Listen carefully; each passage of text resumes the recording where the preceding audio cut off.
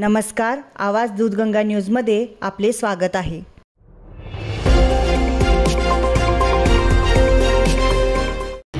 प्रकृती होती त्याच्यापेक्षा कितीतरी पटीने आता सुधार आहे।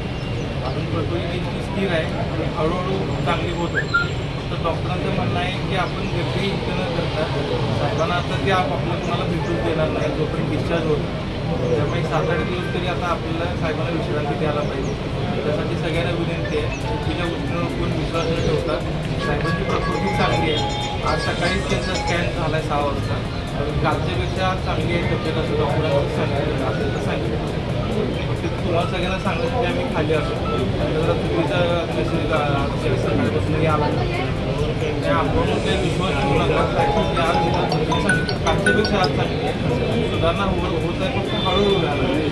त्यामुळे जरा तब्येत एकदम व्यवस्थित होण्यासाठी वेळ लागतो। म्हणण्याप्रमाणे